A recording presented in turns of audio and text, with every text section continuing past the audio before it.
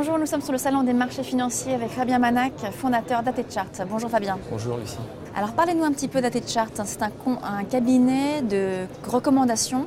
Voilà, exactement. C'est un prestataire de services spécialisé dans l'analyse technique et on est notamment spécialisé sur les matières premières et le forex. Donc nous avons un service de recommandation qui s'appelle le service ComoFX.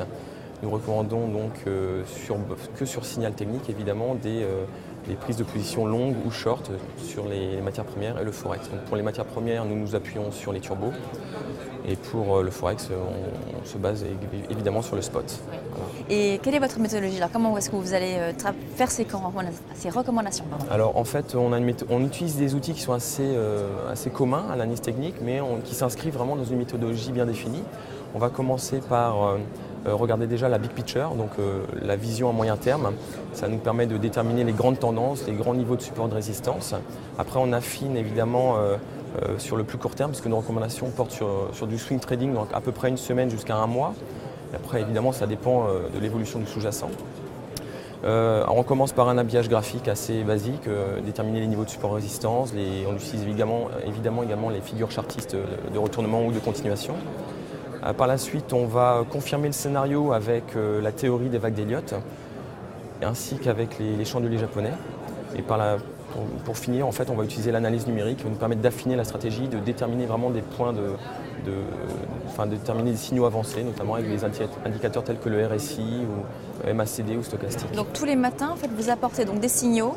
C'est ça pas systématiquement en fait. Des recommandations d'achat ou de vente, c'est ça? C'est pas tous les matins, on ne se force pas en fait à faire des recommandations, c'est vraiment que quand il y a un signal graphique qui apparaît que l'on envoie des recommandations à nos clients. Par contre, tous les jours, c'est bien d'en parler, on réalise le trade du jour qui est une idée de trade exclusive et 100% gratuite, donc toute personne peut y accéder. Et là, donc, on va effectivement recommander un sous-jacent, mais ça, c'est vraiment orienté très court terme, pour la journée, voire pour 2 jours, mais pas plus. On se base vraiment sur de l'intraday et on essaie donc de trouver les sous-jacents tôt le matin qui peuvent générer un potentiel assez intéressant pour les heures à venir. À qui s'adressent ces recommandations? Exclusivement en particulier, oui, parce que c'est plutôt eux qui vont plutôt prendre des positions sur ce type de produits. Par la suite, on peut également, à côté de ça, on peut également proposer des services aux professionnels. Ça ne sera pas forcément sur le même type de produit, ça sera peut-être plus des newsletters ou des... Mais alors sur le trader particulier, est-ce que c'est un trader débutant ou plutôt confirmé? Alors, quel est son profil?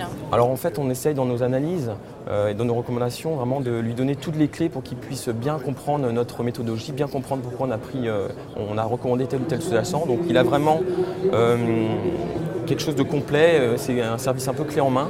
Donc il a juste à prendre position et après on le guide en quelque sorte dans le suivi, dans la prise des bénéfices partiels, dans la clôture de la position, dès lors qu'on est stoppé également, parce que ça arrive malheureusement. Et donc il est vraiment encadré, on ne le lâche pas dans la nature comme cela. Vous avez un taux de réussite de combien Depuis 2 mois, c'est vrai qu'on a un bon taux de réussite, parce que depuis le début du mois d'avril, sur une quinzaine de trades, on en a 13 de gagnants. Donc ça fait de l'ordre de 85%, donc c'est plutôt bien, quoi. On essaie de ne pas trop se forcer, comme je vous l'ai dit.